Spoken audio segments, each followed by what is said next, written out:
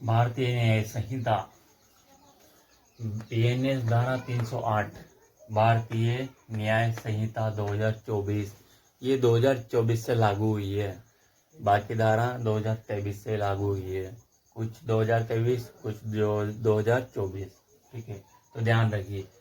लिखा हुआ है इसमें उद्यापन, पेवर हिंदी उद्यापन, जबरन जो अपन पढ़ते लिखते हैं वो हिंदी, जबरन वसूली एक्सटॉर्शन। बीएनएस की धारा 308 क्या कहती है? उद्यापन, जबरन वसूली एक्सटॉर्शन के अपराध को परिभाषित किया गया है। यानी जबरन वसूली के अपराध को परिभाषित किया गया है। यह तब होता है जब कोई व्यक्ति किसी को चोट, बदनामी, मृत्यु या अन्य नुकसान का डर दिखाकर उससे धन संपत्ति या कोई मूल्यवान दस्तावेज प्राप्त करता है। कब होता है ये कोई व्यक्ति किसी को चोट, बदनामी, मृत्यु या अन्य नुकसान का डर दिखाकर उससे धन संपत्ति या कोई मूल्यवान दस्तावेज प्राप्त करता है। अब धारा 308(1) इसमें लिखा हुआ है जबरन वसूली की परिभाषा। अब जबरन वसूली की परिभाषा आइए देखते हैं। यदि कोई व्यक्ति जानबूझकर किसी को स्वयं या अन्य व्यक्ति को नुकसान पहुंचाने का भय दिखाकर बेईमानी से धन संपत्ति, आगे दिखाते हैं। यदि कोई व्यक्ति जानबूझकर किसी को स्वयं या अन्य व्यक्ति को नुकसान पहुंचाने का भय दिखाकर बेईमानी से धन संपत्ति, मूल्यवान सुरक्षा, वेलेबल सिक्योरिटी या हस्ताक्षर मोहर, बंद दस्तावेज दिलवा लेता है, मतलब किसी से दिलवा लेता है, तो वह जबरन वसूली का अपराध करता है। किसी के लिए दिलवाता है तो वह जबरन वसूली का अपराध करता है। अब धारा 308(2) जबरन वसूली की सजा, ये लिखी हुई है इसमें। धारा 308(2) जबरन वसूली की सजा।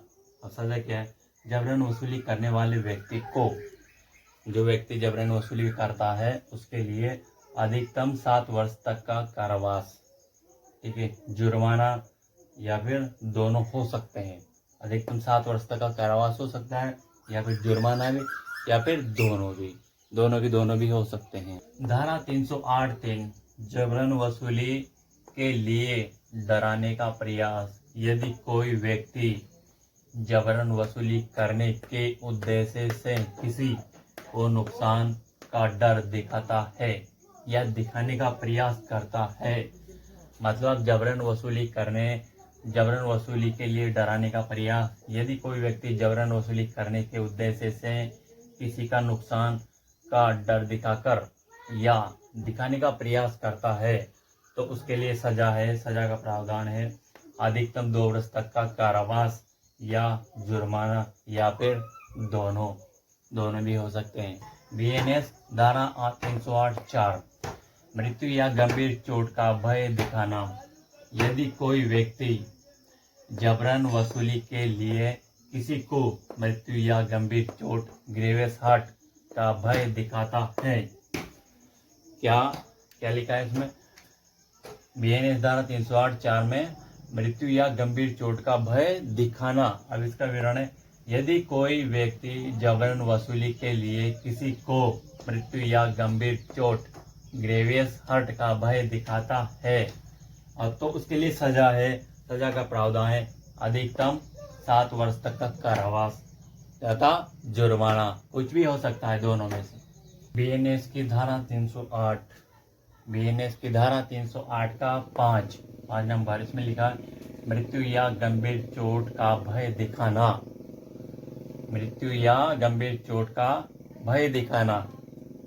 अब यदि वास्तव में मृत्यु या गंभीर चोट का भय दिखाकर वसूली कर ली जाती है, मृत्यु किसी से बोले मैं तेरे को मारूंगा नहीं, वसूली कर ली जाती है, इस बात से मृत्यु या गंभीर चोट का भय दिखाकर वसूली कर ली जाती है तो उसकी सजा है अधिकतम 10 वर्ष तक का कारावास तथा जुर्माना। दोनों कुछ भी हो सकता है। अधिकतम 10 वर्ष तक का कारावास और जुर्माना कुछ भी हो।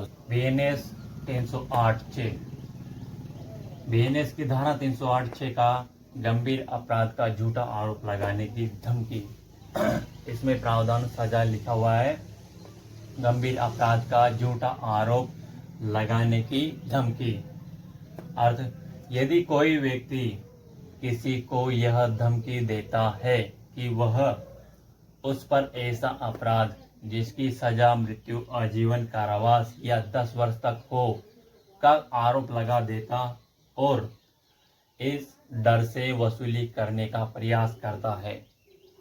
कोई व्यक्ति किसी को धमकी देता है और वह उस पर ऐसा अपराध जिसकी सजा मृत्यु, आजीवन कारावास या 10 वर्ष तक हो उसका आरोप लगा देता है और इस डर से वसूली कर लेता है, तो उसके लिए सजा का प्रावधान ही सजा है अधिकतम 10 वर्ष तक का कारावास या फिर जुर्माना, दोनों कुछ भी हो सकता है इनमें से।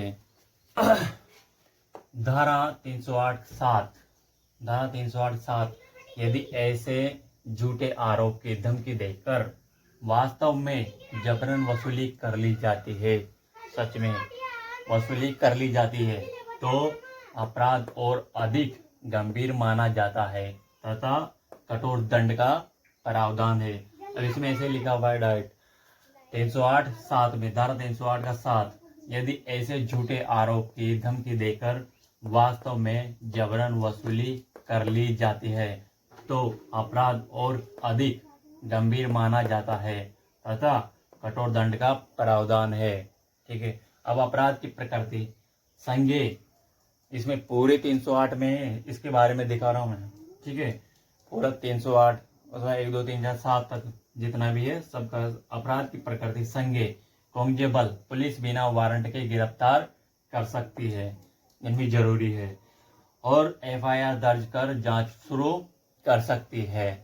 ये उदाहरण आखिरी में उदाहरण बचा हुआ है, यदि कोई व्यक्ति कहे कि 50,000 रुपये दो, 50,000 रुपये दो, कोई व्यक्ति कहे तो दो, नहीं तो मैं तुम्हारे खिलाफ झूठा गंभीर मुकदमा दर्ज करवा दूंगा। इस प्रकार से अगर कोई कहे तो यह धारा 308 के अंतर्गत जबरन वसूली का मामला हो सकता है।